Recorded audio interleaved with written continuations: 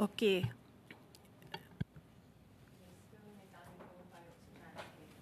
Tutua apotsi pikani ni siksigate sitabi. Thank you, Mr. Chair. I extend my appreciation for the invitation to participate today. My name is Angela Grier, and I'm a proud member of the Piikani First Nation of the Blackfoot Confederacy, where Alberta and Montana are situated. I'm the Indigenous Initiatives lead for the Canadian Counselling and Psychotherapy Association, CCPA, and a mental health practitioner whose career has spanned over 25 years working with Indigenous peoples and communities. I'm here to speak to the important issue of First Nation mental health and the current barriers to care upheld by the federal government since 2015. In 2015, CCPA's Canadian Certified Counsellors, CCCs, were delisted as mental health practitioners from the Non-Insured Health Benefits program, NIHB, for First Nation and Inuit in provinces that had not yet regulated the profession of counselling. As a result, access to essential mental health services were restricted depending on province of residence. Section 9124 of the Indian Act says the federal government has jurisdictions over Indians and lands reserved for Indians, and this includes health. However, deferring to provincial regulatory authority and status to determine eligibility of mental health providers is unconstitutional. In doing so, the federal government is excluding qualified and competent providers and creating a Jordan's principle scenario in which First Nation peoples are falling through the cracks. By restricting access to CCCs who are currently eligible providers in other federal health benefit programs, as well as in the First Nation Health Authority, which is NIHB's counterpart in British Columbia, the federal government is not only providing equitable access, not providing equitable access to mental health care for all Indigenous peoples, nor at the same standard as they are providing to non-Indigenous Canadians. This policy also discriminates against CCCs who are First Nation or Indigenous practitioners, like myself.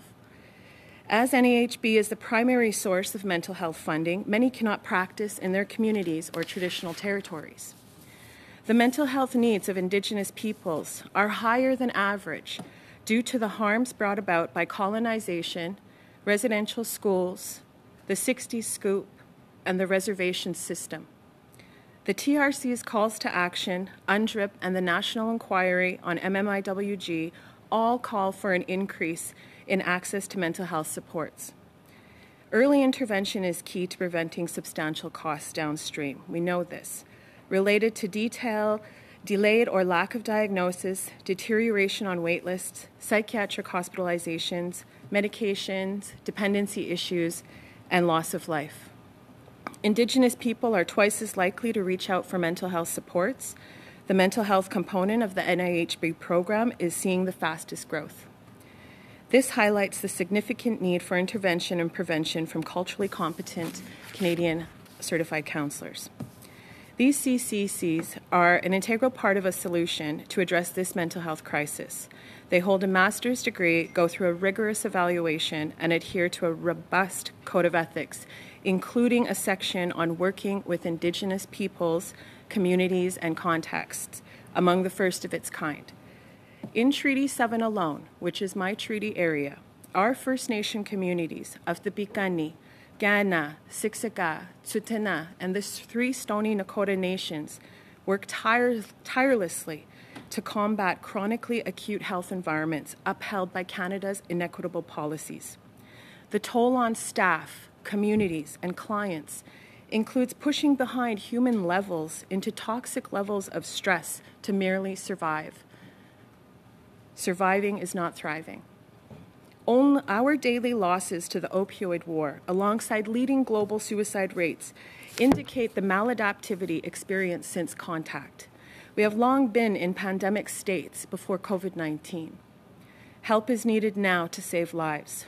Mr. Chair, in the interest of equitable access to mental health services for Indigenous peoples, CCPA urges INAN to recommend that Indigenous Services Canada immediately reinstate CCCs in unregulated provinces under the NIHB program. This will add close to 1,500 providers in Alberta, Manitoba, Saskatchewan, and Newfoundland and Labrador. Thank you.